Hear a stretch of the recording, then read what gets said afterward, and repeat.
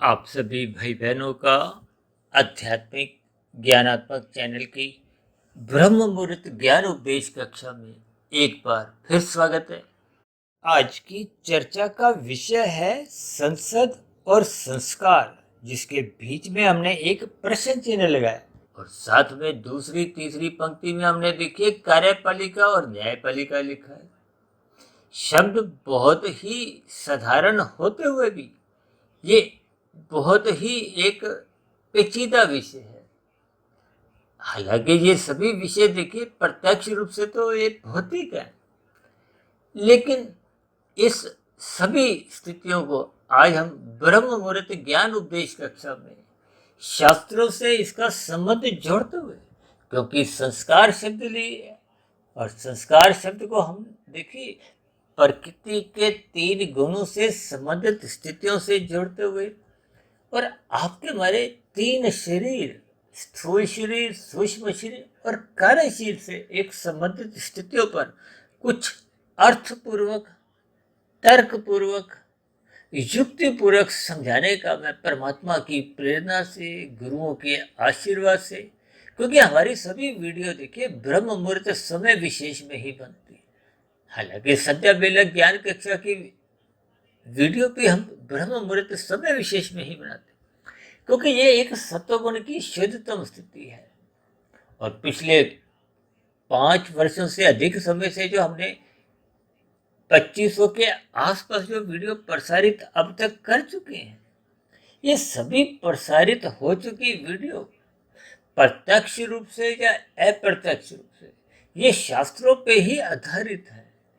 शास्त्रों का अभिप्राय देखिए मूलभूत रूप से तो वेदों से दिया जाता है, क्योंकि वेदों के ज्ञान को एक अपौरुषीय शब्द से जोड़ा गया, यानी कि उसको किसी ने लिखा नहीं, जबकि वेदों के ज्ञान का कुछ सरलीकरण मायातीत महापुरुषों द्वारा, देखिए एक एक शब्द पर थोड़ा विशेष ध्यान दीजिए।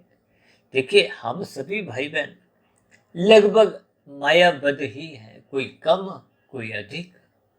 देखिए मेरी स्थिति भी आप भाई बहनों जैसे ही है, लेकिन क्योंकि पिछले काफी समय विशेष से लगभग 25 एक वर्षों से मैं इन सभी स्थितियों पर बहुत ही गहरा शोध करते करते जो जो बातें शास्त्रों की मुझे समझ में आई है, और आज मेरा यहाँ तक दावा है कि शास्त्रों में एक एक शब्द बहुत ही अधिक नपा तुला तोल तोल के बहुत ही एक क्रमबद्ध तरीके से समझाया गया है, लिखा गया है। हालांकि वेदों का ज्ञान तो देखिए लिखा नहीं गया, वो तो एक सहज एक परमात्मा के मुख से प्रकट होने की स्थितियां हैं, जिसका बाद में उपनिषदों में मायातीत महापुरुषों द्वारा सरलीकरण कुछ किया गया। जब बात वहां तक भी बनी नहीं, क्योंकि एक संसारी मनुष्य, राशि मनुष्य को बात जल्दी से समझ नहीं आती। जैसे हम बच्चों को देखिए कभी कभी कोई बात समझाने के लिए कहानियां गढ़ देते हैं, बच्चों को देखिए कुछ गलत राह से हटाने के लिए। अब बच्चे दिन में देखिए कई प्रकार की शरारतें करते हैं, अब माता पिता रात को उनको सोते समय कुछ ऐसी कहानी बना देते हैं राजा रानी की या किसी भी प्रकार से। देखिए ये सभी स्थितियां आपके हमारे जीवन में भी बचपन अवस्था से गुजर चुकी है। तो फिर जैसे जैसे स्थितियां आप और हम थोड़ा एक प्रौढ़ होते हैं, देखिए आपके हमारे स्थूल शरीर का जैसे जैसे विकास होता है, उस विकास के साथ साथ फिर स्थितियों का आपको भी यथार्थ ज्ञान होने लगता है। यूँ तो देखिए कभी कभी बच्चा कुछ ऐसे प्रश्न भी करता है कि मैं कैसे आया, तो अक्सर माता पिता कह देते हैं कि आपको अस्पताल से लाए थे। अब ये सभी स्थितियां देखिए आरंभिक स्तर पर कुछ साधारण शब्दों द्वारा बात समझाने के लिए कह दी जाती है। अब राशि मनुष्यों का ज्ञान भी देखिए बच्चों के समान ही कुछ नपा तुला होता है। अक्सर कुछ कभी कभी कुछ राशि मनुष्य इन बातों को अन्यथा में भी ले लेते हैं। मैं तो बार बार समझाता रहता हूँ कि बात की गहराई को समझो, बात उम्र की नहीं है, बात समझने की है। और बुद्धि परमात्मा ने हम सभी भाई बहनों को विकसित दी है सचेत होने के लिए, क्यों? क्योंकि कर्म योनि में हम सभी भाई बहन अपने जीवन की स्थितियों से बंधे हुए हैं। हमारी आपकी क्रियाएं, कर्म, ये सभी स्थितियां अलग अलग परमात्मा की एक व्यवस्था के अंतर्गत। देखिए, कर्म का अभिप्राय क्या? कर्म फल सिद्धांत के अंतर्गत आपकी हमारी जैसी स्थितियां होती हैं, उसका कर्मशय बनता है, उसका संस्कार बनते हैं। यानी कि किए गए कर्मों का फल आना निश्चित है। और हम तो देखिए कर्मों पे ही अब तक 300-400 वीडियो तो प्रसारित ही कर चुके, क्योंकि हम सभी भाई बहन देखिए कर्म फल सिद्धांत से बंधे हुए हैं। हम कहीं ना कहीं देखिए जो सकाम भाव से कर्म करते हैं, यानी कि सकामता बनी होती है। हालांकि गीता में तो भगवान श्री कृष्ण जी ने निष्काम कर्म यानी कि कर्म योग में रहने की आपको मैं एक उपदेश दिया। लेकिन जब तक हम कर्म योग में स्थित नहीं होते, यानी कि जब तक हम निष्काम भाव से कर्म नहीं करते, तब तक तो आपकी हमारी स्थितियां देखिए 3 गुणों के अनुसार बंधी रहती हैं। ये तमोगुण, रजोगुण और सतोगुण, इन सभी स्थितियों पर हम प्रतिदिन ही कुछ ना कुछ चर्चाएं करते रहते हैं।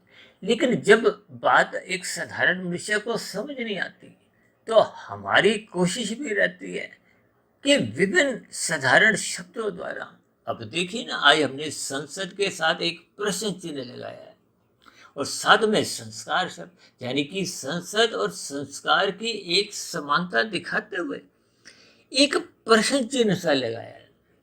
क्योंकि आपके हमारे देश में ये जो कार्यपालिका है, न्यायपालिका है, देखिए कार्यपालिका को हमने 2 रंगों से दिखाया है।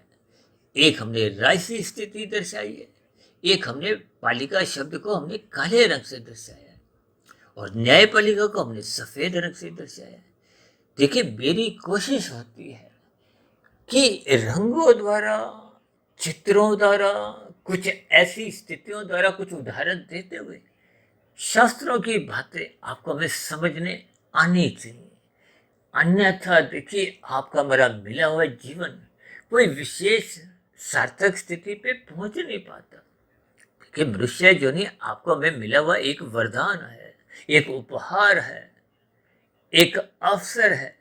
और यदि इस अवसर का हम लाभ नहीं उठाते, क्योंकि शास्त्र तो बार बार कहते हैं तमोगुण की निंदा करो। अब देखिए, ये जो हमने पालिका शब्द लिखा है, इसमें हमने एक तामसी स्थिति दर्शाई है। तामसी का अभिप्राय देखिए कोई सदा निंदा से नहीं होता।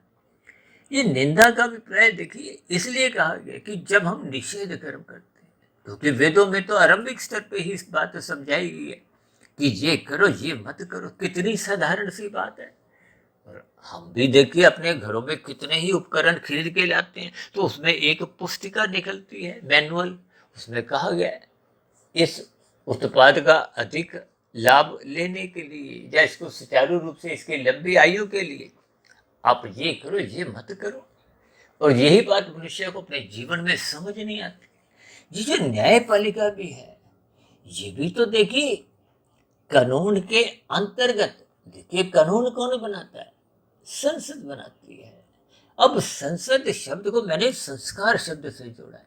देखिए, मेरी आप भाई बहनों से विनती है कि वीडियो को सुनते समय चित्र पर भी निगाह बनाए रखें, क्योंकि संसद को, प्रश्न चिन्ह को और संस्कार को हमने सफेद रंग से दर्शाया है। यानी कि ये एक सात्विक स्थिति है। जब संसद में संस्कार युक्त प्रतिनिधि ही आएंगे, तो निश्चित रूप से आपकी हमारी जो एक कार्यपालिका है, देखिए कार्यपालिका में एक विशेष स्थितियां होती हैं। देखिए, मैं तो बार बार कहता रहता हूँ, कोई भी शब्द चाहे वीडियो का हो, चाहे मेरे बोलने में हो, चाहे पढ़ने में, चाहे लिखने में, शब्दों पे उसके अर्थ समझने चाहिए। और अर्थ इतने गहरे समझो कि उनके भावार्थ समझ में आ जाए। और यदि मनुष्य को देखिए शब्दों के अर्थ भी समझ नहीं आते, अक्सर माता पिता अपने बच्चों को क्या कहते हैं? ध्यान से पढ़ो। ये ध्यान शब्द है तो बहुत सरल सी स्थिति। ये ध्यान का अभिप्राय मन बुद्धि से होता है। देखिए, आपका हमारा स्थूल शरीर मात्र एक यंत्र है, और यंत्र जितने भी होते हैं, ये मुख्य रूप से जड़ होते हैं। जड़ का मतलब क्या है? जिसमें अपनी कोई इच्छा शक्ति नहीं होती। देखिए, आपके हमारे स्थूल शरीर की 5 ज्ञानेंद्रियां हैं, 5 कर्मेंद्रियां हैं। ज्ञानेंद्रियां 5 भोग्य विषयों का सुख भोगना चाहती है, और कर्मेंद्रियों द्वारा हम उन सुख भोगने की स्थितियों पे जो जो कार्य करते हैं, कर्म करते हैं या चेष्टा करते हैं, उन सभी स्थितियों को कर्मेंद्रिया कहा गया है। और ये कर्मेंद्रियों को शास्त्रों में देखिए गोलक कहा गया। ये है हाथ पैर वाली लिंग गुदा, जिनसे हम कर्म करते हैं। देखिए, कार्य करो, कर्म करो, इनके अलग अलग भेद हैं, लेकिन अभी हम साधारण स्थितियों को ही ले रहे हैं। और जबकि 5 भोग्य विषयों का जो हम सुख भोगते हैं, वो तो है नाक, जिभ्या, आंख, त्वचा, कान। इनको भी गोलक कहा गया, इनको ज्ञानेंद्रिय कहा गया। गीता में तो भगवान श्री कृष्ण जी ने अर्जुन के रथ के जो 5 घोड़े दर्शाए हैं, समझाए हैं, उनका अभिप्राय चाहे आप ज्ञानेंद्रियों से लो, सुखों से हो। देखिए, 5 सुख क्या है? गंध, रस, रूप, स्पर्श और शब्द। इन 5 भोग्य विषयों की प्राप्ति के लिए ही पूरा संसार में जितने भी मनुष्य हैं, देखिए 900 करोड़ से अधिक मनुष्य इस पूरे संसार में, कोई भी एक मनुष्य ऐसा नहीं पाओगे कि जिनका इन 5 भोग्य विषयों से कहीं ना कहीं कुछ सुख पाने की इच्छा ना हो।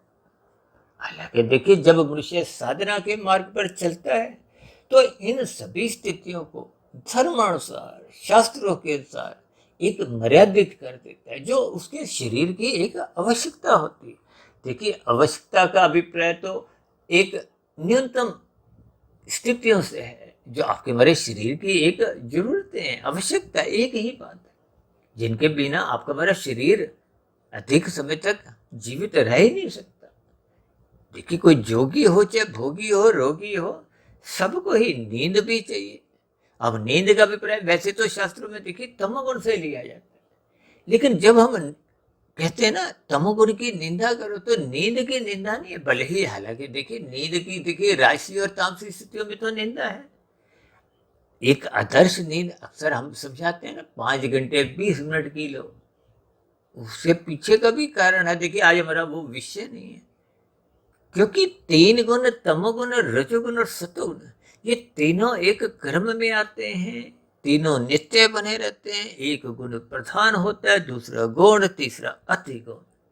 तो इन स्थितियों के अंतर्गत 8-8 घंटे तीनों गुणों की स्थितियां बन जाती हैं। फिर तीनों गुणों की स्थितियों में ही 2 घंटे 40 मिनट की स्थितियां अलग अलग समझाई जाती हैं। विशेष रूप से हम देखिए ब्रह्म मुहूर्त ज्ञान उपदेश कक्षा में इन सभी स्थितियों से संबंधित बहुत सी वीडियो हमने प्रसारित की है, क्योंकि ब्रह्म मुहूर्त सूर्य निकलने से पूर्व की 1-2 घंटे 40 मिनट की स्थिति है। क्योंकि 8 घंटे को जब आप 3 से भाग दोगे, तो ये 2 घंटे 40 मिनट की स्थितियां आती हैं। हालांकि इन सभी स्थितियों में कुछ अंतर थोड़ा थोड़ा आ जाता है, क्योंकि सूर्य निकलने की स्थितियां अलग हैं, गर्मी सर्दी की स्थितियां अलग हैं। लेकिन इन सभी स्थितियों को जब तक हम ज्ञान पूर्वक नहीं समझते, ज्ञान का अभिप्राय सत्वगुण से है, सत्वगुण का अभिप्राय अच्छे संस्कारों से है। इसीलिए तो आज हमने संसद और संस्कार को एक समान तो दिखाया चित्र में केवल, लेकिन बीच में जो एक प्रश्न चिन्ह है, वो बार बार आपके भरे मन बुद्धि के दरवाजे पे एक दस्तक दे रहा है कि इस पर चिंतन करो, इस पर विचार करो। विचार चिंतन करने का मतलब क्या है? देखिए, सरकारी आंकड़ों में ही कितनी कुछ ऐसी स्थितियां समझाई जाती हैं कि संसद के कितने ही प्रतिनिधि जो चुनकर आए हैं, उनके ऊपर कितने ही प्रकार के कुछ अपराध की स्थितियां बनी हुई हैं। हालांकि मुझे देखिए इनकी कोई पूरी एक ज्ञान नहीं है, लेकिन ये एक साधारण स्थिति है। देखिए, जब ये अपराध की स्थितियां होती हैं, तो ये कहीं ना कहीं रजोगुण और तमोगुण से, विशेष रूप से देखिए तमोगुण से संबंध रखती है। क्योंकि तमोगुण का अभिप्राय क्या है? जब शास्त्र मना करते हैं, शास्त्र को हो और कानून को, क्योंकि आज हमने देखिए न्यायपालिका लिखा है और कार्यपालिका लिखा है, और कानून बनाने की स्थितियां क्या है? वो तो संसद की है। और संसद में कानून किसका बनता है? जिसकी सरकार होती है। जिसकी सरकार होती है, इसका अभिप्राय क्या है? जिसका बहुमत होता है। बहुमत का अभिप्राय जिसका एक विशेष स्थितियां प्रधान रूप में होती है। कहते हैं ना, ये गुण प्रधान चल रहे हैं। देखिए, जब हम कहते हैं ब्रह्म मुहूर्त, तो उस स्थिति विशेष में सतोगुण की प्रधानता विशेष होती है, क्योंकि तमोगुण बीत चुका है, सो चुका है, और रजोगुण संसारी स्थितियां अभी जगी नहीं है, क्योंकि संसार जगते ही हम इन ज्ञानमय स्थितियों से थोड़ा विमुख हो जाते हैं। देखिए, ये बहुत ही एक सच्चाई है जिसको अक्सर मनुष्य एक साधारण परिस्थितियों में स्वीकार ही नहीं करता। स्वीकार नहीं करता, इसलिए तो देखिए ये अस्पतालों की स्थितियां, न्यायालयों की स्थितियां, ये सब दिन प्रतिदिन बढ़ती जा रही है। देखिए, अस्पताल क्यों बढ़ते हैं? क्योंकि आपका हमारा जीवन शैली बिगड़ती है। आपके हमारे भोग विषय, ये जो 5 भोग विषय हैं, गंध, रस, रूप, स्पर्श, शब्द, ये दिन प्रतिदिन बिगड़ते जा रहे हैं। और आजकल तो देखिए 24/7 की स्थितियां आपके हमारे घरों में प्रवेश कर चुकी है। देखिए, आवश्यकता क्या है? दाल रोटी की। और जब हम चाहते हैं कि दाल रोटी नहीं, 2-2 सब्जियां हो, शाही पनीर हो, रायता हो, खीर हो, पापड़ हो, अचार हो। देखिए, ये विभिन्न स्थितियां अक्सर आप देखते हो ना, ब्याह शादियों में तो देखिए कितने ही प्रकार के पकवान होते हैं। आजकल तो देखिए वो उसमें मेनू में कितनी होती है, 500, 700, 900, 1000। ये सभी स्थितियां आपको में सोचने पे एक बाध्य करती है। लेकिन मनुष्य इन सभी स्थितियों पर चिंतन नहीं करता। चिंतन नहीं करता का अभिप्राय क्या है? कि उसका सत्वगुण कमजोर है। जब सत्वगुण कमजोर होगा, तो फिर देखिए ये जो कार्यपालिका की स्थितियां हैं, न्यायपालिका की जो स्थितियां हैं, ये अपने आप ही, भले ही देखिए हमने न्यायपालिका को तो सफेद रंग से इसीलिए दर्शाया है, क्योंकि संसद द्वारा जैसे जैसे कानून बने होते, यदि बने हुए कानून सही नहीं होते तो उसमें संशोधन किए जाते हैं। देखिए, जितने भी कानून बनते हैं वो नीतिगत होने चाहिए। नीति का मतलब क्या है? जिसमें सभी मनुष्यों का ही नहीं, अन्य जीवों का भी कल्याण होना चाहिए। आज देखिए संसार में विभिन्न प्रकार की स्थितियां, कुछ मांसाहार भोजन की बनी हुई है। इसका अभिप्राय क्या है? कि आपके हमारे कानूनों में कुछ ना कुछ कमी है। क्योंकि न्यायपालिका का मतलब क्या है? वो तो जैसे संसद द्वारा, संविधान द्वारा जो जो कानून कायदे बने हुए हैं, उन बने हुए कानूनों का ही सही सही एक कहते हैं ना अर्थ, जिसको आजकल तकनीकी रूप से क्या कहते हैं, इंटरप्रिटेशन, यानी कि उसकी व्याख्या अपने एक विवेक द्वारा। देखिए, न्यायाधीश, एक जज कहो, मजिस्ट्रेट कहो, वो अपने विशेष विवेक द्वारा, पढ़ाई द्वारा कहो, अनुभव द्वारा कहो, एक विवेक शक्ति द्वारा, तभी तो न्यायालय में देखिए एक तराजू सी बनाई गई होती है ना, उस पर देखिए एक व्यक्ति ने उस तराजू को पकड़ा हुआ है और आंखों पे पट्टी बंधी हुई है। इसका मतलब क्या है? कि आंखों पे पट्टी बंधने का अभिप्राय वो दोनों पक्षों की बात को ध्यान से सुनते हैं, कोई पक्षपात नहीं करते।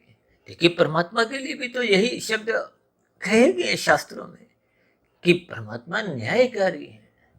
परमात्मा किसी का पक्षपात नहीं लेते।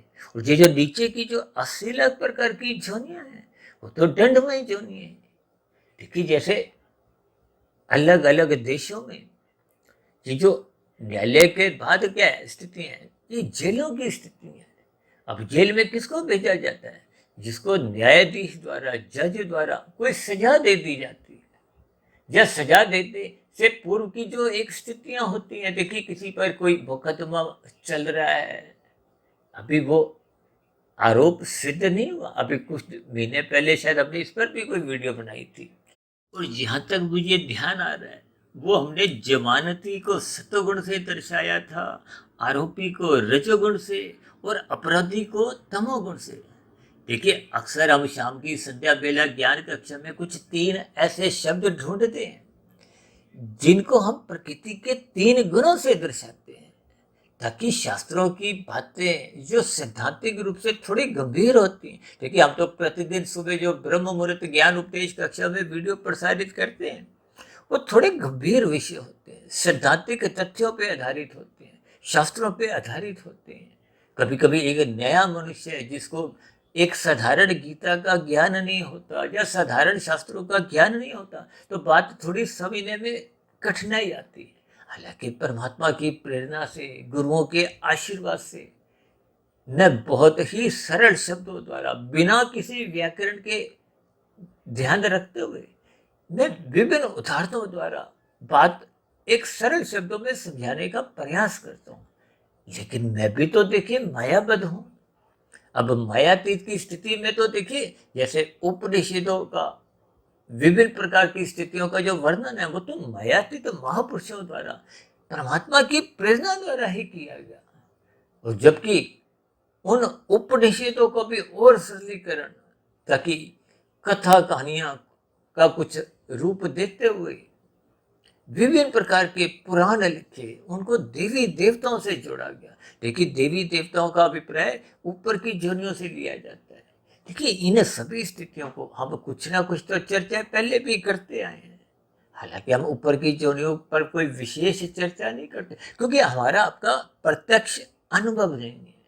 जबकि नीचे की जोनियों को, क्योंकि वो तो अधोगति की स्थितियां हैं, ये जो 84 लाख प्रकार की तो कुल जोनियां हैं, उसमें 80 लाख प्रकार की निंदनीय तामसी जोनियां नीचे की जोनियां। भले ही आप और हम 80 लाख की जोनियां ना भी देखी हो, किसी ने 8,000 देखी होंगी, किसी ने 80,000, 8 लाख। देखिए, ये सभी स्थितियां मात्र एक समझने की है। अब 20 लाख तरह की तो शास्त्रों में ही वनस्पति जोनियां समझाएगी, जो आपका हमारा भोजन है। आपके हमारे घरों में देखिए कितने ही फल सब्जियां आते हैं, हम खाते हैं ना। मिर्च मसाले हैं खाना बनाने में, गेहूं चावल, विभिन्न दालें, ये भी तो प्रकृति का ही एक सूखा हुआ रूप है। अब वनस्पति जोनी तो देखिए चल फिर नहीं सकती, जबकि उसके बाद की जो जोनी है, देखिए वनस्पति जोनियां 20 लाख तरह की बताई हैं शास्त्रों में। कितना बड़ा आंकड़ा है, वो तो चल फिर भी नहीं सकती। उसके बाद रेंगने वाली जोनियां हैं 11 लाख।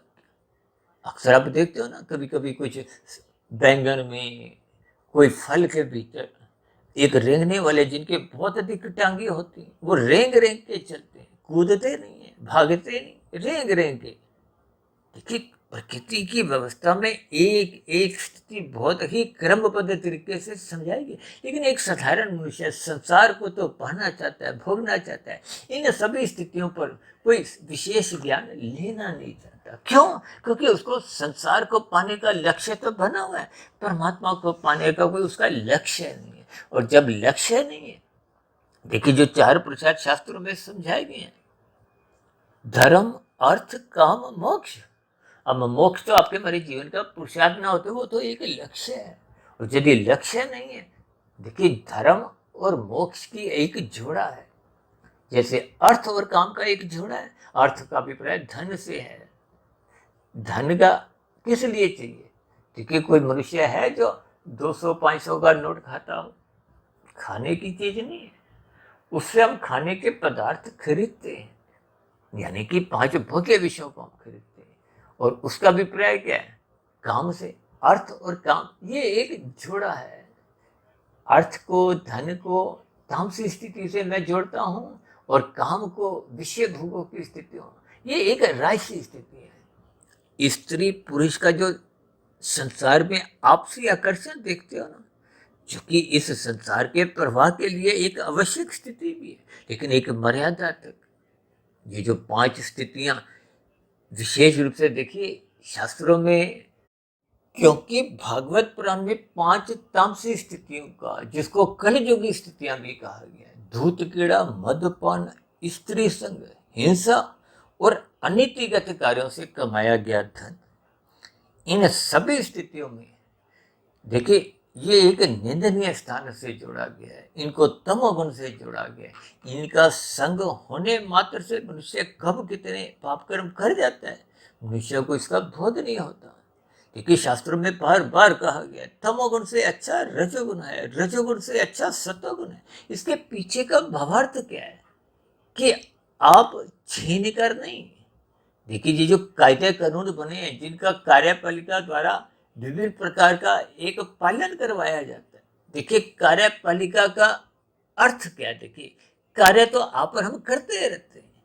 अब जो संस्था को, जो संगठन को, देखिए चाहे आईएएस के अधिकारी हो, चाहे आईपीएस के अधिकारी हो, देखिए विभिन्न प्रकार के, चाहे देखिए सरकारी विभाग के कोई क्लर्क हो, कोई मैनेजर हो, किसी भी देखिए संस्था द्वारा कुछ भी स्थितियां होती हैं, ये कार्य का पालन करवाने के लिए, कानून का पालन करवाने के लिए ये अलग अलग स्थितियां हैं, ताकि संसार का, देखिए देश में एक प्रवाह, कायदे कानून, एक व्यवस्था सी बनी रहे।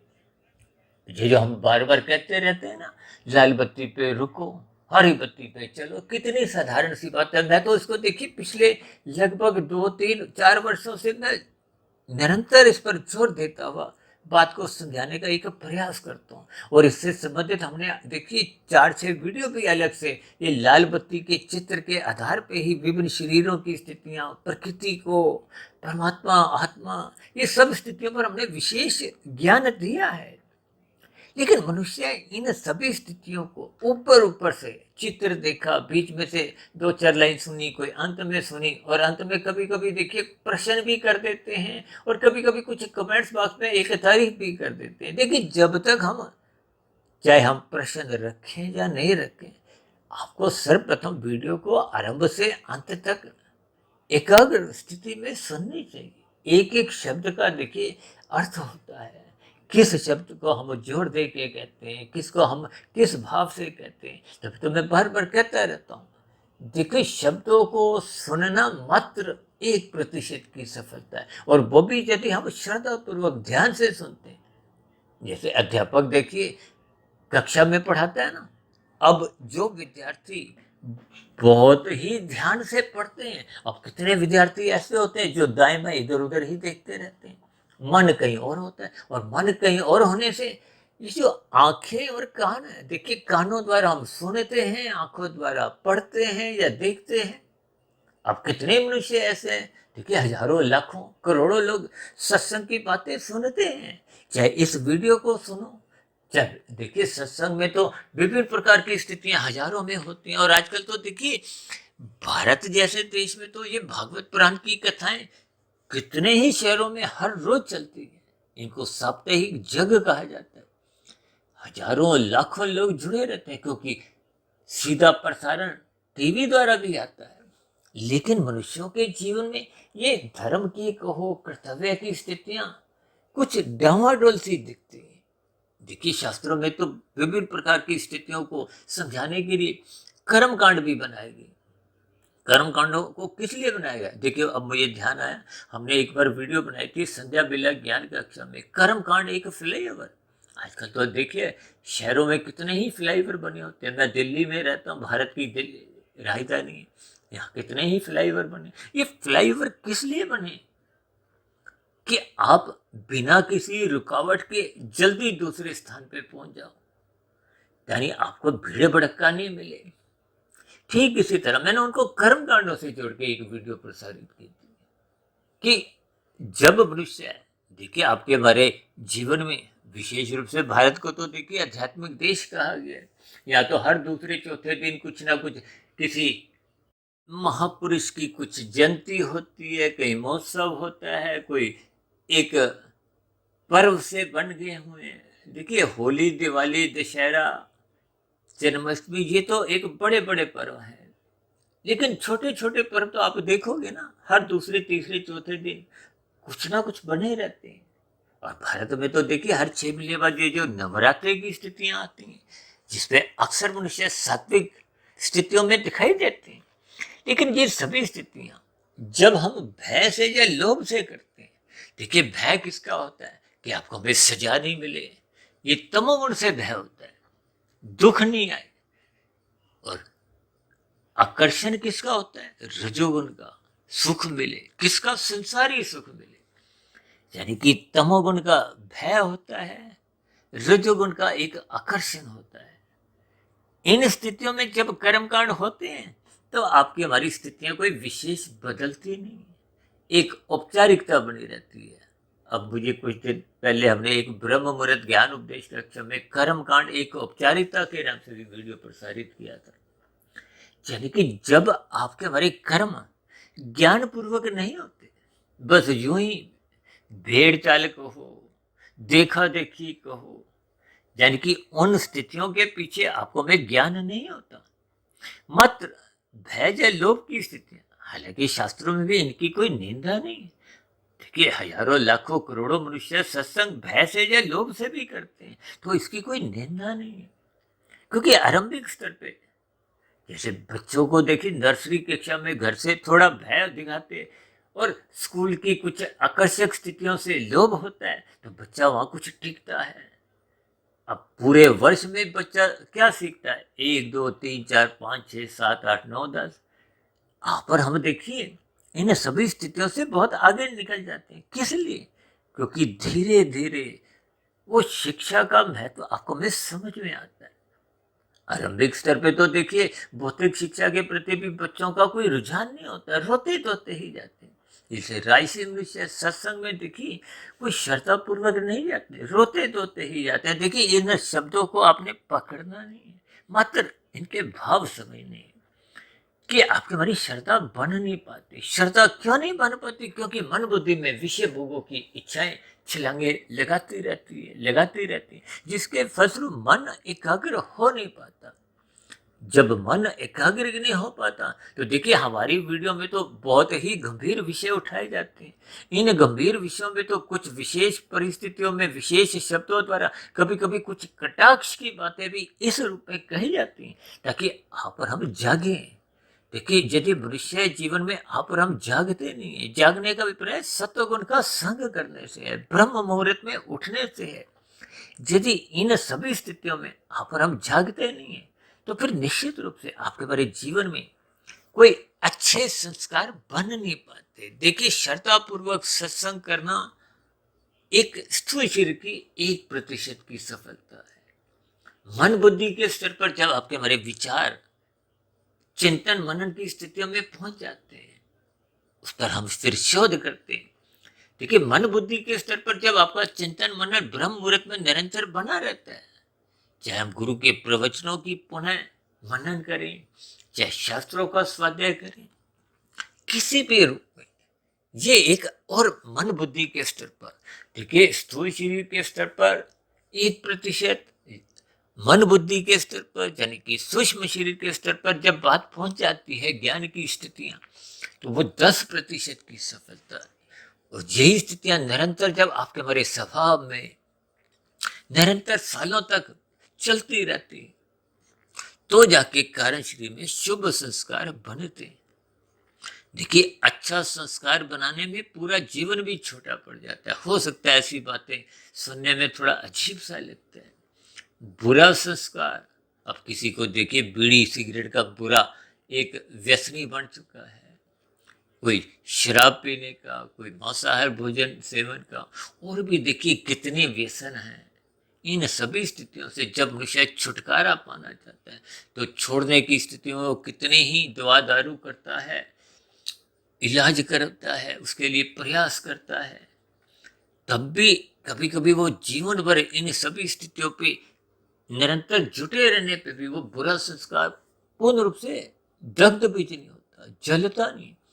देखिए आरंभिक स्तर पे हम स्थूल शरीर की इंद्रियों को रोकते हैं, चाहे वो ज्ञान इंद्रियां हो चाहे कर्म इंद्रियां हो, लेकिन उनका चिंतन मन बुद्धि में बना रहता है।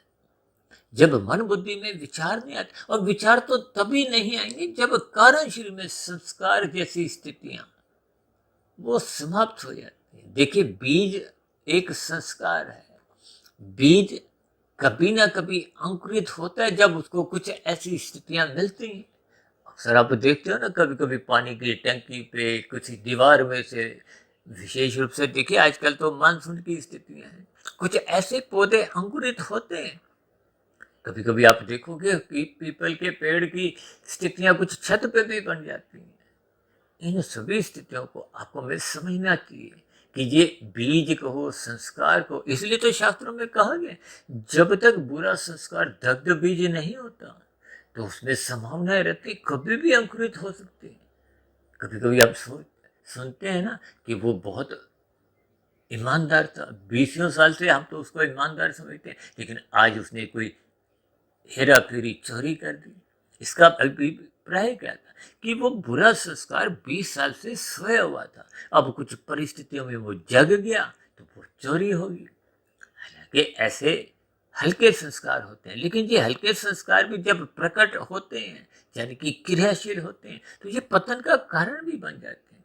इसीलिए बार बार शास्त्र कहते हैं निरंतर सत्संग करो, निरंतर सात्विक स्थिति बनाए रखो, ताकि आपका हमारा बुद्धि में विवेक शक्ति जगे। देखिए, ये जो संसद में भी जितने प्रतिनिधि पहुंचते हैं, या आप और हम जो चुनते हैं, हम बार बार क्यों कहते हैं कि सात्विक बनो। देखिए, संसद में पहुंचे गए भी तो वो भी मनुष्य हैं, आपके हमारे बीच में से ही वहां पहुंचे। जब हम सही का मतलब देखिए सात्विक मनुष्यों का ही चुनाव करते हैं। देखिए, जब कोई राजसी या तामसी, विशेष रूप से देखिए अभी हमने वीडियो के आरंभ में क्या कहा था कि कितने प्रतिशत लोग ऐसे भी पहुंच जाते हैं, जीत जाते हैं, जिनका कुछ एक अपराध की स्थितियां, भले ही वो अभी आरोपी हो, अपराध सिद्ध ना भी हुआ हो, लेकिन ये सभी स्थितियों की आंखों में भावार्थ समझने होते हैं। क्योंकि जब जब राजसी तामसी मनुष्य कुछ भी कानून बनाएंगे, उन बनाए गए कानूनों में कहीं ना कहीं खामियां होती है। देखिए, राजसी मनुष्य को ज्ञान तो धुंधला होता है और तामसी मनुष्य को तो ज्ञान ही नहीं होता। अब उदाहरण के लिए देखिए, आप शाम को जैसे ही सूर्य अस्त होता है, आप बल्ब ट्यूब जलाते हो, किस लिए? प्रकाश के लिए। अब प्रकाश जलाने के बाद यदि आप ट्यूब के ऊपर काला कपड़ा लगा देते हो, यानी कि तामसी स्थिति बना देते हो, तो प्रकाश तो भीतर से जल रहा है, यानी कि आपकी हमारी आत्मा सबकी ही वो तो नित्य तत्व है, वो तो ज्ञान स्वरूप है, सबकी ही आत्मा। चाहे देखिए कोई कितना भी बड़ा अपराधी हो, जघन्य अपराध कर चुका हो, आत्मा तो उसकी भी समान गुण वाली है, चाहे वो जोगी हो, चाहे भोगी हो, चाहे कितना भी बड़ा कोई पापी हो। अक्सर कभी कभी हम कहते हैं ना, ये पापात्मा है, ये पुण्यात्मा है, ये एक शब्दों का एक स्थितियां होती हैं, इनके पीछे के भावार्थ है। अब देखिए ना, जो नीचे की जोनियों से उन्नति करते करते करते करते मनुष्य जोनी हासिल करती है, पात्रता बन जाती है, तो वो पापात्मा होते हैं। देखिए, शब्दों के जाल में फंसने से पहले उसका भावार्थ समझो। अब देखिए, मनुष्य जोनी तभी पुनः मिलती है, आप और हम मनुष्य जोनी में, और पुनः मनुष्य जोनी, क्योंकि स्थूल शरीर की तो मृत्यु निश्चित है, मेरी भी, आपकी, सबकी ही। आपके हमारे परिवारों में अब तक कितनी ही मृत्यु हो चुकी है, यानी कि आपका हमारा जीवन स्थूल शरीर के स्तर पर ये मृत्यु की परछाई के साथ साथ ही चलता है। जब इसका प्रारब्ध खत्म हो जाता है, कोई निश्चित कारण प्रारब्ध निमित्त मात्र बनता है, तो मृत्यु हो जाएगी। तो उस मृत्यु के समय विशेष में आपके हमारे कारण शरीर में जैसे जैसे कर्माशय बना होता है, संस्कार बने होते हैं, देखिए स्थूल शरीर के स्तर पर ही जैसे कानूनों का आपको हमें पालन पुलिस द्वारा करवाया जाता है, विभिन्न प्रकार के अधिकारियों द्वारा करवाया जाता है, ये स्थूल शरीर की स्थितियां होती हैं। इसी तरह स्थूल शरीर के स्तर पर ही आपका हमारा कर्मशय बनता है। देखिए, जब आप लाल बत्ती पे खड़े हो, मन में भले ही आप जितनी भी छलांगे लगाओ, मैं पार कर दूं, मैं पार कर दूं, वो आपका बुरा संस्कार तो बन रहा है, क्योंकि मन में चिंतन चल रहा है लाल बत्ती पार करने का।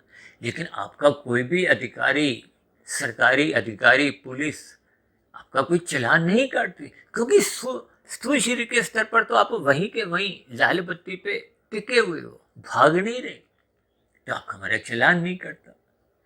लेकिन मन बुद्धि के स्तर पर चिंतन होने के कारण वो कारण शरीर में बुरा संस्कार बनता जाता है, और बुरा संस्कार जब बनता जाता है, वो बहुत वेग से जब आता है, तो फिर मन बुद्धि के स्तर पर वो लाल बत्ती पे रुकता नहीं है, और स्थूल शरीर के स्तर पर भाग जाता है, और भागने पे पकड़ा जाएगा तो चालान कटेगा, नहीं पकड़ा गया तो परमात्मा के यहाँ चालान, तो क्योंकि परमात्मा एक न्यायकारी प्रकृति की एक व्यवस्था को एक गति देते हैं।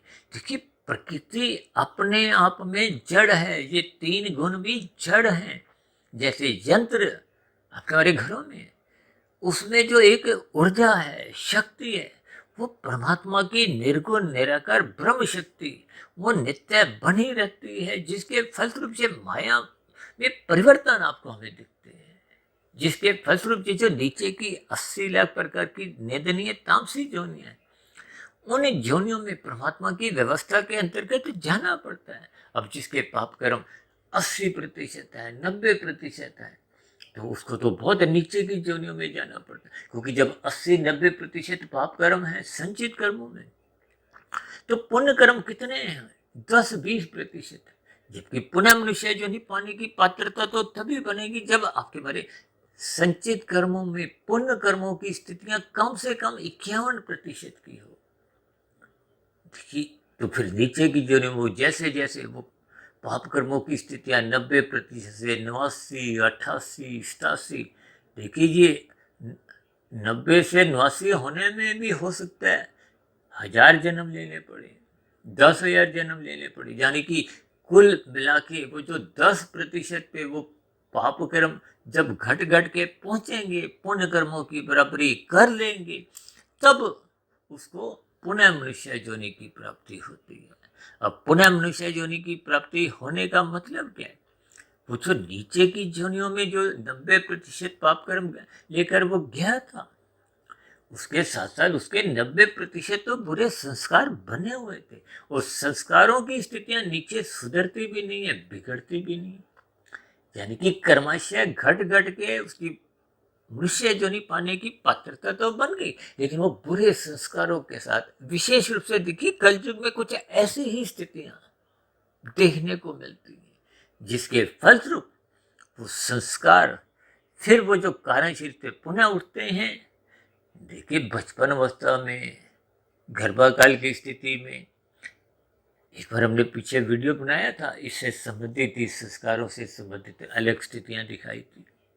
इसमें गर्भाकाल की स्थिति, बचपन अवस्था, देखिए बचपन अवस्था से पहले भी शिशु काल की स्थितियां होती हैं, 2, 2.5, 3 वर्ष तक की। फिर बचपन अवस्था तब तक गिनी जाती है जब तक आपके हमारी कामुक इंद्रियां विकसित होना आरंभ नहीं करती। उस दिन से फिर किशोर अवस्था होती है।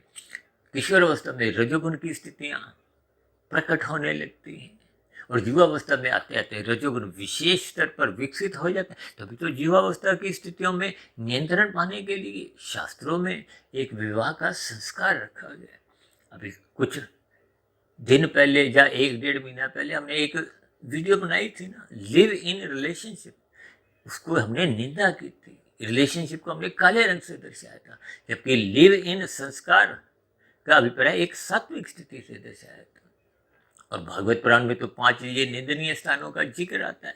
भले ही देखिए कानून के स्तर पर कुछ भी व्याख्याएं आती हैं, हालांकि आज हमारा देखिए वो विषय नहीं है, लेकिन इन सभी स्थितियों को हम बहुत ही क्रमबद्ध तरीके से जैसे जैसे समझते जाएंगे, क्योंकि प्रकृति की व्यवस्था में ये जो न्यायपालिका जैसी स्थिति है, वहाँ तो आपका हमारा देखिए छोटे से छोटा किया गया पाप कर्म भी वो एक गैर जमानती वारंट के समान है, उनकी कहीं भी कोई सुनवाई नहीं है।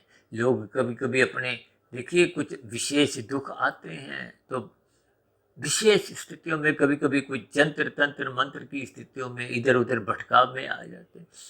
देखिए किया गया कर्म विशेष रूप से देखिए सुख रूपी कर्मों का तो आप त्याग कर सकते हो, लेकिन दुख रूपी परिणामों का फल जो आएगा वो तो आपको में स्वयं को ही भोगना होता है। हालांकि परमात्मा ने तो देखिए मनुष्य से नीचे की जोनियां, क्योंकि वो तो अपने दुखों को ही भोग रहे हैं, अब परमात्मा ने उनको अचेत रखा हुआ है, लेकिन मनुष्य जोनि में आपको में अचेत नहीं सचेत रखा है, क्योंकि आपने अपने नए कर्म भी करने हैं। अब नए कर्म करने के लिए सचेत का मतलब आपको हमें ज्ञान होना चाहिए। अब वो अलग बात है, कोई मनुष्य ज्ञान लेता ही नहीं है। अब देखिए तमोगुणी स्वभाव वाले मनुष्य जिनकी तमोगुण के एक बुरे संस्कार बने हुए हैं, तो वो तो सत्संग की बातें करते सुनते ही नहीं। जैसे भगवान श्री कृष्ण जी ने अर्जुन को तो बात सुनाई, उन्होंने सुनी, वो एक सात्विक स्थिति थे, तभी उनके जीवन में एक विशेष सात्विक स्थितियां बनी। जबकि दुर्योधन ने तो बात सुनी नहीं। आजकल भी माता पिता को कुछ शिकायत होती है ना कि बच्चे हमारी बात सुनते नहीं, अनसुना कर देते, अपनी मनमर्जी करते हैं। तो ये मनमर्जी भी तामसी स्थिति है, अनसुना कर देना भी तामसी स्थिति है। देखिए, रजोगुनी मनुष्य सुनता है लेकिन जीवन में अपनाता उतना स्तर पे नहीं। या सरल शब्दों में कहो कि एक कान से सुनता है, दूसरे कान से कुछ समय विशेष बाद वो निकल जाता है या निकाल देता है, जब महत्व नहीं देता। क्योंकि ज्ञान की भी एक एक्सपायरी डेट होती है। आप सत्संग यदि श्रद्धा पूर्वक भी करते हो, समय के रहते यदि आप उस पर चिंतन मनन नहीं करते, तो फिर वो कमजोर पड़ने लगता है।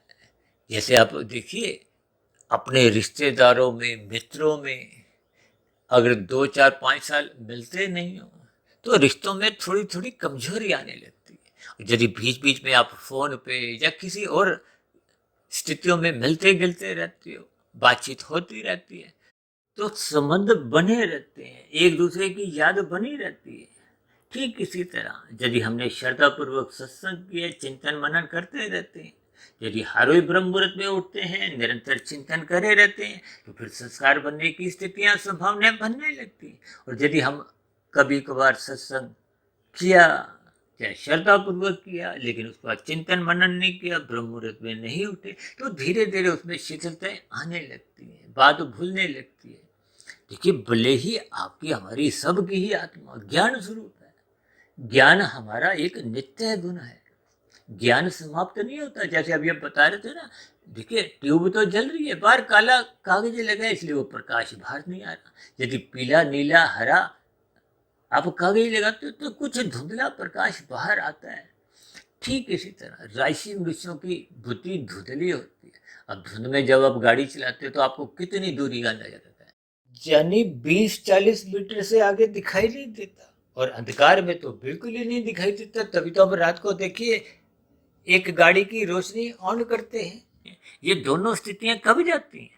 जब प्रकाश आता है, सूर्य आता है।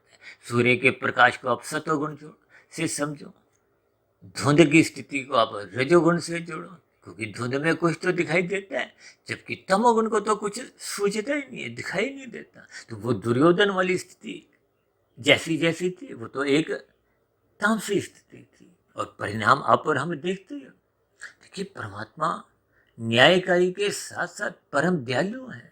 अब परमात्मा ने नीचे की सभी जोनियों को क्रमशः इसलिए चेत रखा है ताकि उनको अपने दुखों का बोध नहीं हो, लेकिन परमात्मा ने आपको हमें सचेत रखा है ताकि हम नए कर्म, देखिए पुराना जैसा कर्माशय है, प्रारब्ध है, वो तो स्थितियां आप और हम कमजोर कर नहीं सकते। वो तो आपके जैसे जैसे देखिए अनुकूल परिस्थितियों के सुख आएंगे तो उनको आप त्याग कर सकते हो, लेकिन दुखों को तो आप और हम त्याग कर नहीं सकते, उनको तो भोगना ही होता है। ये अलग बात है कि नए कर्म बहुत अच्छे हम करते जा रहे हैं, करते जा रहे हैं। जैसे देखिए, अक्सर मैं एक उदाहरण देता हूँ, प्रारब्ध में जो पहले के किए पाप कर्मों की स्थिति, जैसे एक गिलास पानी में आपके नमक के 2 चम्मच की मात्रा समझो। अब नए पुरुषार्थ आप बहुत अच्छे कर रहे हो, परोपकार के कार्य कर रहे हो, तो वो जो नए परोपकार के कार्य हैं वो शहद के समान है। वो शहद जैसे जैसे उस नमक वाले पानी में जाएगा तो वो धीरे धीरे उसका नमक का असर कमजोर होता जाएगा। अब 2 चम्मच शहद डालो, 10 चम्मच डालो, तो धीरे धीरे वो नमक की मात्रा तो उतनी रहती है। यानी कि पाप कर्म जिनको हम अक्सर गैर जमानती वारंट से जोड़ते हैं, उन स्थितियों के देखिए आंखों में भावार्थ समझने हैं। इसीलिए देखिए आज हमने बार बार इन सभी स्थितियों को, देखिए जो मैं दाएं बाएं इधर उधर की स्थितियों को समझा रहा हूँ, उसका मतलब क्या है कि हम सभी भाई बहनों को, देखिए चाहे कोई कार्यपालिका का एक मनुष्य हो, चाहे वो न्यायपालिका का मनुष्य हो, चाहे वो संसद का मनुष्य हो, हम सभी भाई बहनों को देखिए ये बात ध्यान रखनी होगी कि देखिए न्यायालय में, चाहे अस्पताल में, चाहे किसी भी सरकारी विभाग में, चाहे आप और हम जितने भी नागरिक हैं, हम सभी देखिए मनुष्य योनि के हैं। मनुष्य जीवन में ही आपके बारे यदि शुभ संस्कार बने हुए हैं, तो शुभ संस्कार के अंतर्गत हम सभी भाई बहन अपने अपने कर्तव्य कर्मों का पालन करें। ईमानदारी से अपने कर्तव्य कर्मों का जब हम पालन करते हैं तो फिर दूसरों के अधिकारों की रक्षा होती ही है। अक्सर मैं बार बार कहता हूँ ना, जब आप लाल बत्ती पे रुकोगे तो उस स्थिति विशेष में जो अन्यों की हरी बत्ती है वो अपनी हरी बत्ती पे चलते हैं तो उनके अधिकार की रक्षा होती है। जब आपकी हमारी हरी बत्ती थी, आपको में अधिकार था चलने का, तो उस स्थिति विशेष में अन्यों की लाल बत्ती थी, उन्होंने अपने कर्तव्यों का पालन करते हुए आपकी हरी बत्ती का स्वागत किया।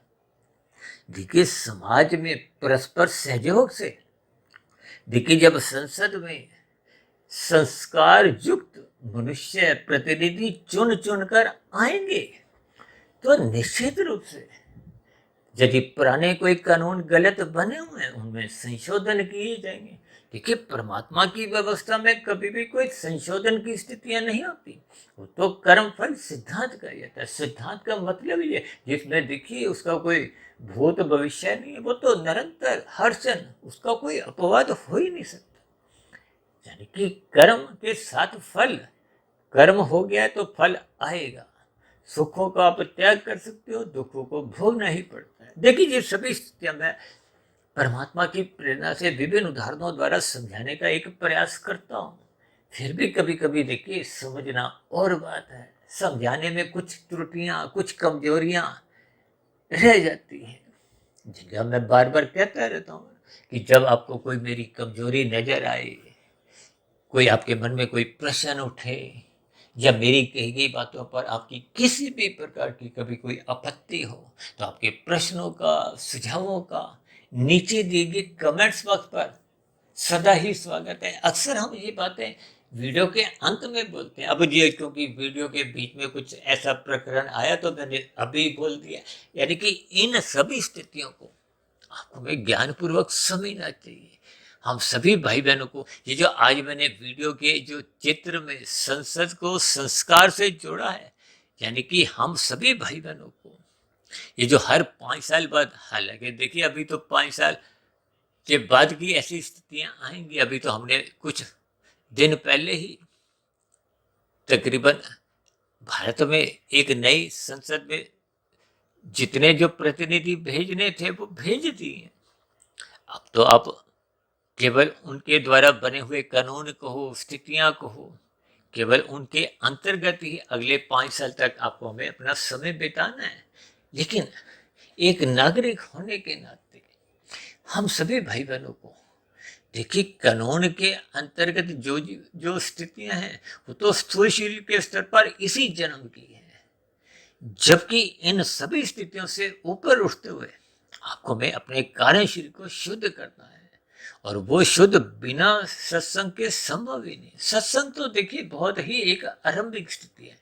हमारे तो चैनल का ही नाम देखिए आध्यात्मिक ज्ञानात्मक चैनल है। इस आध्यात्मिक ज्ञानात्मक चैनल के अंतर्गत देखिए जी सुधीर भाटिया फकीर जो शब्द है ये एक यूट्यूब का एक तकनीकी शब्द है जिसके अंतर्गत हमारा एक चैनल बना हुआ है।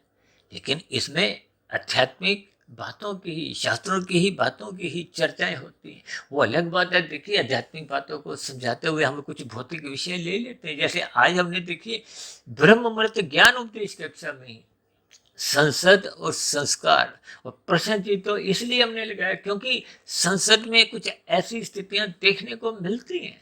लेकिन जब संस्कार युक्त मनुष्य संसद में होंगे तो किसी भी प्रकार का कोई हल्ला गुल्ला, कोई वाद विवाद, तर्क वितर्क की स्थितियां बनने की संभावना समाप्त रहती है। लेकिन जब ये स्थितियां देखने को नहीं मिलती तो इसका अभिप्राय क्या है कि उन स्थितियों में जो जो मनुष्य पहुंच गए हैं उनके संस्कारों में कुछ कमियां हैं। अब कितनी कमियां ये तो आप और हम समझ ही सकते हैं। यानी कि हम सभी भाई बहनों को अपने अपने मनुष्य जीवन में, चाहे हम देखिए कार्यपालिका के स्तर पर किसी भी पद पे हो, चाहे देखिए कोई चपड़ासी हो, चाहे क्लर्क हो, चाहे इंस्पेक्टर हो, कमिश्नर हो, किसी भी पद का अधिकारी हो, हम सभी भाई बहन देखिए शास्त्रों में तो ब्राह्मण क्षत्रिय वैश्य शूद्र 4 स्थितियां कर्मों के आधार पर समझाई गई। आपको हमें भी अपने अपनी स्थिति में अपने कर्मों का पालन करना है, ईमानदारी से, प्रसन्नतापूर्वक, ताकि समाज में सभी मनुष्यों की एक जीवन में उनके अधिकारों की रक्षा हो। और संसद में पहुंचे हुए जितने भी प्रतिनिधि हैं, देखिए, प्रधानमंत्री का मतलब क्या होता है कि जिस दल विशेष का बहुमत होता है, अब बहुमत का अभिप्राय क्या होता है? स्वभाव से होता है। स्वभाव का अभिप्राय संस्कारों से लिया जाता है। देखिए, सभी स्थितियां एक दूसरे से संबंध रखती हैं। अब संस्कार को, स्वभाव को, चाहे कोई न्यायपालिका में हो, चाहे कोई कार्यपालिका में हो, ये तो एक सरकार के अलग अलग स्तंभ हैं। संसद में कानून बनता है, उस कानून का जो एक पालन करवाने की स्थितियां हैं वो विभिन्न प्रकार के सरकारी विभागों की होती है। उसी में ही देखिए, पुलिस भी आ जाती है, सेना भी आ जाती है, विभिन्न प्रकार के अधिकारी आ जाते हैं। और पालन ना करने की स्थितियों में देखिए, निषेध कर्म का मतलब क्या है? जो तामसी मनुष्य हैं, जो गलत स्वभाव के हैं, जो अन्य मनुष्यों के साथ छल कपट, ठगी, अनीतिगत कार्य, हेरा फेरी, चोरी डकैती, आजकल तो लोग देखिए विभिन्न प्रकार के डिजिटल अपराध करने लगे हैं। ये छीना जब्ती, कोई मोबाइल छीन के ले जाता है, कोई किसी की सोने की चेन खींच के ले जा रहा है। ये सभी स्थितियों पर अंकुश करने के लिए, और आजकल तो कुछ देखिए, ये घोटालेबाजी की स्थितियां भी सुनने को आती है, जिनकी बहुत चर्चाएं होती हैं। इन सभी स्थितियों को आपको हमें ज्ञानपूर्वक समझना चाहिए, क्योंकि न्यायालय का मतलब क्या है? न्यायालय का मतलब क्या है कि यहाँ न्याय का एक घर है। वो देखिए, न्याय के साथ जब लय शब्द है, लय का मतलब ही है, जैसे कहते हैं ना कार्यालय, यानी कार्य जहाँ होता है वो उसका आलय का मतलब संस्कृत में कहा गया घर। इन सभी स्थितियों को आपको हमें ज्ञानपूर्वक समझना चाहिए, ताकि आपके हमारे जीवन में हम सभी एक अच्छे नागरिक बने। जब देखिए, कार्यपालिका में, न्यायपालिका में, संसद में सभी सात्विक स्वभाव वाले मनुष्य होंगे, तो देखिए अच्छे अच्छे कानून भी बनेंगे। उन कानूनों के अंतर्गत देखिए एक नीतिगत फैसले होंगे। जब हम व्यक्तिगत फैसला लेते हैं तो उसमें स्वार्थ की स्थितियां, ये व्यक्तिगत स्थितियों को ही जब हम विशेष महत्व देते हैं, तो फिर मनुष्य विभिन्न प्रकार की, कुछ रिश्वत की स्थितियां, कुछ घोटालेबाजी की स्थितियां होने लगती हैं। अक्सर हम तो बार बार कहते हैं, रुचि पूर्वक कोई भी कार्य मत करो, शास्त्र सम्मत करो। अभी कुछ दिन पहले हमें ब्रह्म मुहूर्त ज्ञान उपदेश कक्षा में कर्मों की स्थितियों को भी 3 स्थितियों से जोड़ा था। शास्त्र सम्मत, यानी कि शास्त्र आपको में क्या संदेश देते हैं। अभी बात बीच में रह गई थी ना, शास्त्रों में तो देखिए मांसाहार भोजन का कहीं भी कोई आपको में अनुमति नहीं है, वो तो एक निषेध क्रम है। अब कानून के अंतर्गत देखिए कुछ ऐसी स्थितियां बनी हुई हैं, तो यहाँ के देखिए न्यायालय से तो भले ही हम बच जाते हैं, दंड से बच भी जाते हैं, लेकिन परमात्मा के यहाँ, क्योंकि शास्त्र देखिए कानून से भी ऊपर की स्थिति है। हो सकता है मेरे इन शब्दों पर किसी भाई बंधु को ऐतराज भी हो सकता है। देखिए, मरने के बाद की जो एक स्थितियां हैं, जो एक मांसाहार भोजन की जो एक कारण, जो आपका हमारा पाप कर्मों का कर्माशय बनता है, तो वहां तो आपका हमारा ये कोई बहाना नहीं चलता कि देखिए हमारे कानून में तो कोई हमें मना नहीं किया गया था। इन सभी स्थितियों को देखिए, जैसे आपको हमें कोई हल्का सा, देखिए हम मेट्रो में सफ़र कर रहे हैं, कहीं भी बस में हैं, रेलगाड़ी में हैं, एक दूसरे के शरीर से थोड़ा सा भी हम छूते हैं तो हम सॉरी बोल देते हैं, क्षमा मांगते हैं। जबकि आपको में कोई हल्का फुल्का यदि कोई थप्पड़ मारता है तो हम कितना रोष प्रकट करते हैं, क्रोध प्रकट करते हैं। तो फिर ऐसी स्थिति विशेष में यदि किसी पक्षी का, किसी पशु का हत्या की जाती है, किस लिए? जीव्या के स्वाद के लिए। तो फिर ऐसी स्थितियों में देखिए परमात्मा तो न्यायकारी है। अब न्यायकारी का अभिप्राय क्या है कि जब हम किसी को पीड़ा देते हैं, हत्या करते हैं, देखिए भौतिक जगत में भी हत्या का एक सजा क्या है? उम्र कैद या एक फांसी। देखिए, इन शब्दों के आपने मात्र एक भावार्थ समझनी है, ताकि स्थिति की गहराई को आप और हम समझें, ताकि हम ऐसे उस भोजन से भी बचें जो शास्त्र मना करते हैं। क्योंकि आपकी हमारी मरने के बाद की जो एक स्थितियां हैं, वो 84 लाख प्रकार की योनियों की जो एक स्थितियों का निर्धारण है। आप भाई बहनों को हो सकता है ध्यान हो, तकरीबन 4 वर्ष पहले या 3.5 वर्ष पहले हमने एक बहुत बड़ा वीडियो 3 घंटे का बनाया था, मनुष्य के मरने के बाद का अगला जन्म। देखिए, अगला जन्म हम सबका निश्चित है। यदि मिले हुए जीवन में हम अपने जीवन को अंतिम जन्म बना लेते हैं, तो अंतिम जन्म तो देखिए तभी बनता है जब हम साधना करते करते। गीता में तो भगवान श्री कृष्ण जी ने कर्म योग, ज्ञान योग, भक्ति योग की स्थितियां समझाई हैं। यानी कि जब हम कर्म फल सिद्धांत से ऊपर उठ जाते हैं, अब फल शब्द हट जाता है। फल किसके? वो तो माया के सुख है। अब उस माया के सुखों को भोगने की आपकी हमारी कोई इच्छा ही नहीं है, तो फिर ऐसी स्थिति में इच्छा क्या है? परमात्मा को पाने की। देखिए, परमात्मा आनंद स्वरूप सत्ता है। आनंद का मतलब क्या? वो परम सुख है। परम सुख का मतलब क्या है? जिसमें दुख का लेश मात्र नहीं। जबकि संसारिक जितने भी रसगुल्ले हैं, चाहे वो गंध का हो चाहे रूप का हो, देखिए गंध, रस, रूप, स्पर्श, शब्द, ये सभी संसारी रसगुल्लों के जो सुख हैं, ये क्षणिक हैं, मिनटों के हैं, घंटों के हैं, महीनों के हैं। देखिए, इन सभी स्थितियों के आप जैसे जैसे भावार्थ समझते जाओगे, फिर उतनी उतनी ज्ञान की कड़ियां आपको शास्त्रों की समझ में आने लगेंगी। उस समझ के आते आते फिर आपको जो आज की वीडियो है, देखिए संसद और संस्कार के बीच में जो हमने प्रश्न चिन्ह लगाया है, इसका अर्थ ही यही है कि संसद में सात्विक स्थिति मजबूत वाले, देखिए जिनकी मन में सेवा के भाव होते हैं। अब कुछ लोग तो देखिए सेवा के नाम से मेवा पर ही नजर बनाए रखते हैं, तो फिर वो स्थितियां तो देखिए कुछ अलग ही मानी जाती हैं।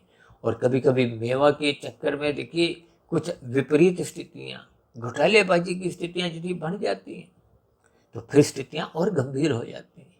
इन सभी स्थितियों को जैसे जैसे आप और हम ज्ञानपूर्वक समझते जाएंगे, क्योंकि न्यायालय में जो जो स्थितियां हैं, देखिए वो तो वाद विवादों का जितना भी निपटारा करते हैं, कुछ गवाहों के आधार पर, साक्ष्यों के आधार पर, सबूतों के आधार पर, तथ्यों के आधार पर, जैसा जैसा संविधान में देखिए एक कानून बना होता है, उसके अंतर्गत जो जो स्थितियां दंड की होती हैं, उसके अंतर्गत ही एक न्यायाधीश द्वारा को, एक मजिस्ट्रेट द्वारा, जज द्वारा वो विभिन्न प्रकार के दंड का निर्धारण किया जाता है। और भारत जैसे देश में तो देख लीजिए अलग अलग न्यायालयों की भी स्थितियां हैं। निचली अदालत, उच्च अदालत, फिर सर्वोच्च अदालत, और सर्वोच्च यानी कि सुप्रीम पावर से ऊपर भी कौन सी पावर है? शास्त्रों की माया को हो, परमात्मा को हो, वो तो एक सुप्रीम सत्ता है। सुप्रीम का मतलब क्या है? परम सत्ता है। अब मेरे मन में देखिए, मैं जब भी कुछ वीडियो के अंतर्गत कुछ शब्द परमात्मा की प्रेरणा से मेरे जीवा द्वारा निकलते हैं, उन निकले गए शब्दों के आधार पे भी कुछ ऐसे शब्द निकल जाते हैं जिसके आधार पे फिर हम एक नई वीडियो का नाम रखते हुए फिर हम अपनी चर्चा को आगे दिशा देते हैं, ताकि हम ज्ञान की कड़ियों के साथ जुड़े रहें, हम सदा प्रकाश में स्थितियों में रहें। जैसे तन के स्तर पर आपको भी प्रकाश में स्थिति चाहिए, अंधकार में तो देखिए आपको मेरा तन ही ठोकरे खाता है। अन्यथा शाम को जब सूर्य अस्त होता है तो आपको हमें बल्ब ट्यूब जलाने की जरूरत नहीं होती। आंखें हमारी स्वस्थ हैं, यानी कि स्वस्थ आंखें होने के बावजूद भी आपको हमें प्रकाश चाहिए। ठीक इसी तरह हम सभी भाई बहनों को सत्संग की जरूरत है, ज्ञान की जरूरत है। भले ही हम देखिए ज्ञान स्वरूप पहले ही है, लेकिन आपका हमारा ज्ञान आवृत हो चुका है। आवृत होने का अभिप्राय क्या है? कि आपके हमारे कार्य शरीर में बुरे संस्कार बने हुए हैं। कहीं ना कहीं कुछ स्थितियां अभी बनी हुई हैं, तभी तो आपका हमारा जन्म हुआ है।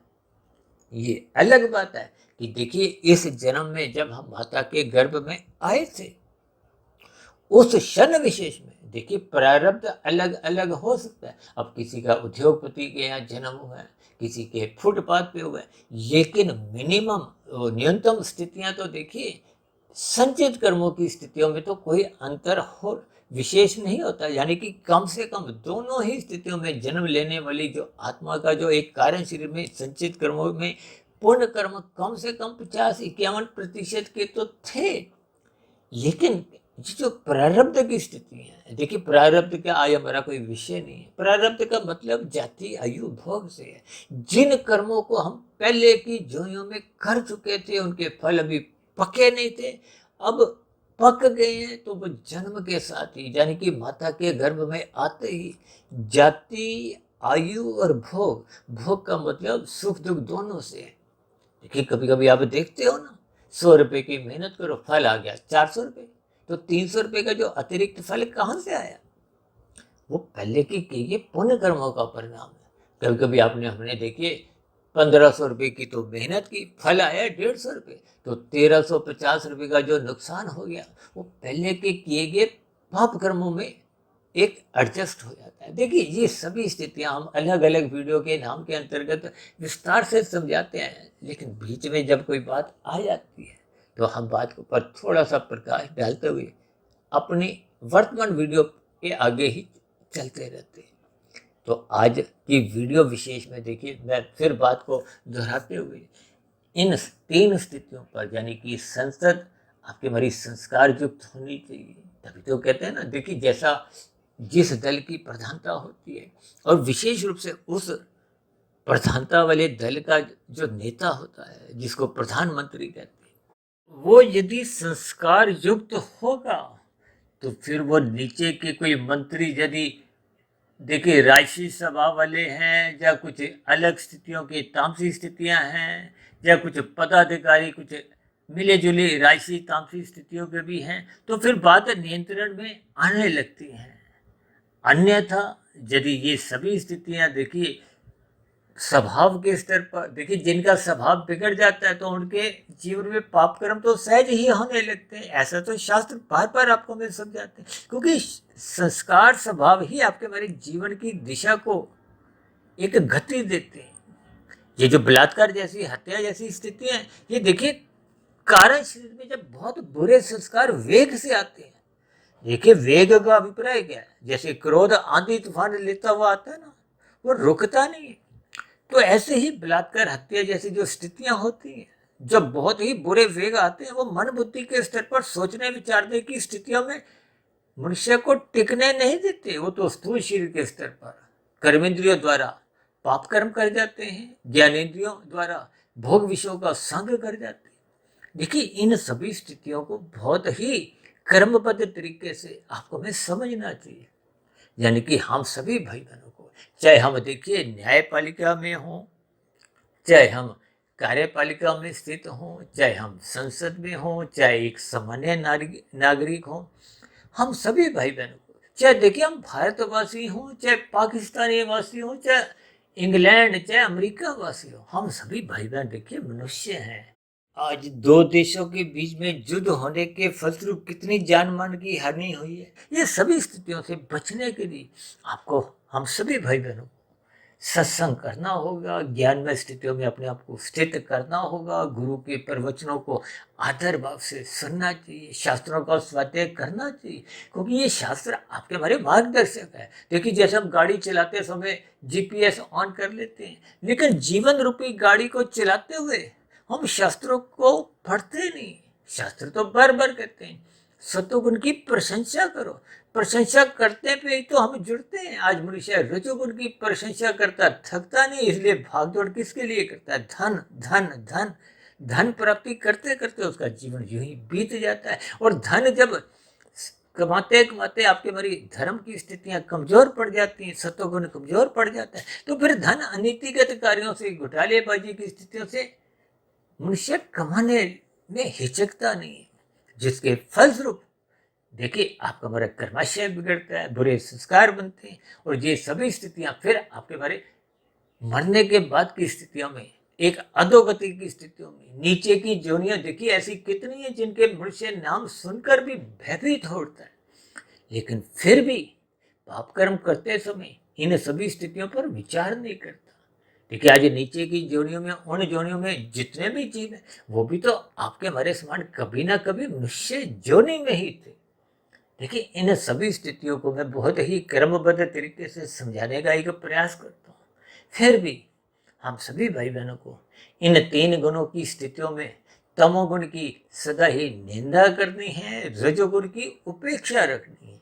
यानी कि उसके प्रति हमने छलांगे नहीं लगानी, उसके प्रति थोड़ा उपेक्षा, उदासीनता बनानी है। क्योंकि बिगड़ा हुआ रजोगुण ही देर सबेर तमोगुण में गिराता हुआ पाप कर्म करवाता है। और यदि आपका हमारा रजोगुण बिगड़ा नहीं है तो इसका अभिप्राय क्या है कि आपका हमारा सत्वगुण की लगाम है। इसलिए तो गीता में भगवान श्री कृष्ण जी ने कहा है, इस लगाम को मेरे हाथ में दो। यानी कि ये गुरु, शास्त्र, ब्रह्म मुहूर्त में उठने की स्थितियां, सत्संग की स्थितियां आपको में परमात्मा के समक्ष करते हैं। यानी कि आपके हमारे स्थूल शरीर के स्तर पर श्रद्धापूर्वक किए गए सत्संग का जब चिंतन मनन होता है तो शुभ संस्कारों की स्थितियां कारण शरीर में पहुंचने लगती हैं। वहां फिर धीरे धीरे बुरे संस्कार मिटने लगते हैं, समाप्त होने लगते हैं, दग्ध बीज होने लगते हैं।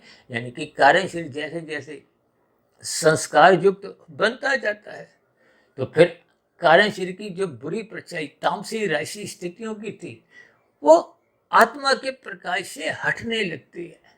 आत्मा अपने मूल स्वरूप में स्थित होने लगती है। तो फिर आत्मा परमात्मा का तो देखिए पहले से ही सजातीय संबंध है, रहेगा। भले ही हम देखिए अज्ञानतावश पाप कर्म करते करते कर्माशय भी बिगाड़ लें तो नीचे की जोनियों में जाते हुए भी आपकी हमारी आत्मा का ज्ञान स्वरूप स्थिति समाप्त नहीं होती, मात्र आवृत हो जाती। जैसे मैं अक्सर अपनी चर्चाओं में कहता हूँ कि वनस्पति जोनियों में, ये पेड़ पौधे की जोनी जो कि आपका हमारा जीवन का आहार है, इनकी अज्ञानता 99.999999% लगभग बनी हुई है। ये सभी स्थितियों को आपको मैं ज्ञानपूर्वक समझते हुए अपने जीवन में शुभ संस्कार बनाने के लिए दिशा की ओर ही प्रयत्न निरंतर करते रहना चाहिए। तो ऐसी सभी शुभ, सात्विक, सार्थक स्थितियां हम सभी भाई बहनों के जीवन में भी क्रमशः बनने लगे, ताकि हम सभी भाई बहन किसी भी स्तर पर हो, हम सभी देखिए मनुष्य हैं। चाहे संसद में हम मंत्री हों, चाहे प्रधानमंत्री हों, चाहे एक साधारण सांसद हो, चाहे कार्यपालिका में हम देखिए, चाहे चपरासी हो, चाहे क्लर्क हो, चाहे कमिश्नर हो, चाहे बड़े से बड़े आईएएस पदाधिकारी भी हो, हम सभी भाई बहनों को अपने अपने कर्तव्य कर्मों का पालन करना है। जब ये दोनों स्थितियां सही से चलेंगी तो फिर न्यायपालिका की स्थितियों में देखिए किसी भी प्रकार की कोई दंडमय स्थितियां उत्पन्न ही नहीं होंगी। क्योंकि जब समाज में अच्छे कानून बने होंगे और उन अच्छे सभी कानूनों का पालन सभी नागरिकों के बीच में सहज ही बना होगा तो फिर कहीं भी कोई दंड की स्थितियां, यानी कि फिर वो कुछ एक विपरीत स्थितियां बनेंगी ही नहीं। तो फिर ये न्यायालय की स्थितियां भी एक साधारण स्तर पर कार्य करेंगी। यानी कि ये जो लड़ाई झगड़े की विभिन्न प्रकार की जो स्थितियां न्यायालयों में देखिए, इतने हजारों लाखों करोड़ों के अपराधों की स्थितियां बनी हुई हैं, ये किसके कारण? एक बार हमने वीडियो बनाया था ना, जर जोरू जमीन के ऊपर। ये लड़ाई झगड़े की स्थितियां देखिए भोगों के कारण है। जब आपका हमारा रजोगुण सतोगुण की लगाम से नियंत्रित रहता है तो भोग विषय बिगड़ते नहीं है। ये बिगड़ते तभी है जब भविष्य का सत्संग सतोगुण कमजोर पड़ जाता है। देखिए, इन सभी स्थितियों की आपको हमें भावार्थ समझने होंगे। यानी कि अपने मिले हुए जीवन में सात्विक स्थिति मजबूत बनानी होगी। तो इन्हीं शुभ सात्विक शुभ संस्कारों युक्त आपका हमारा जीवन बने, इन्हीं शुभ कामनाओं के साथ अब चर्चा विशेष को जो बहुत लंबी हो गई है, अब यही विश्राम देते हैं। शाम को फिर मिलते हैं संध्या बेला 11 कक्षा में। तब तक आप अपने आध्यात्मिक मित्र सुधीर भाटिया फकीर को इजाज़त दें। और दूसरी विशेष बात, देखिए, मेरा किसी भी राजनीतिक दल से या किसी अधिकारीगण से या न्यायालय के प्रति किसी भी प्रकार का कोई विरोध नहीं है, कोई समर्थन भी नहीं है। एक सामान्य दृष्टिकोण से प्रकृति के 3 गुणों की व्याख्या करते हुए इन सभी स्थितियों को मैंने एक आधार रूप में बात समझाने के दृष्टिकोण से ही लिया है। हो सकता है समझाने में किसी प्रकार की कुछ मेरी कमजोरी रह सकती है, क्योंकि समझाते समझाते देखिए मैं भी एक मायाबद्ध की ही स्थिति में हूँ। कहीं भी कुछ बोलने में कुछ स्थितियाँ कमजोर रह सकती हैं, उसके लिए मैं क्षमा चाहता हूँ। और मेरी कही गई बात पर किसी भाई बंधु को कोई बुरा लगा हो तो उसके लिए भी मैं क्षमा चाहता हूँ। फिर भी आप सभी भाई बहनों से मेरी पुनः हाथ जोड़ के विनती है कि अपने मिले हुए जीवन के महत्व को समझिए, बुराई से बचिए, ताकि हम सभी भाई बहनों का व्यक्तिगत जीवन कम से कम पाप कर्मों से अवश्य ही बचे और जहाँ तक संभव हो आध्यात्मिक उन्नति की दिशा की ओर हम निरंतर अग्रसर हों। तो इन्हीं शब्दों के साथ अब चर्चा विशेष को यहीं विराम देते हैं। फिर भी किसी प्रकार का यदि आपके मन में कोई प्रश्न हो, सुझाव हो, आपत्ति हो तो नीचे कमेंट्स बॉक्स पर इन सभी स्थितियों का स्वागत है। चर्चा विशेष को ध्यानपूर्वक धैर्यपूर्वक सुनने के लिए आप सभी भाई बहनों का बहुत बहुत धन्यवाद।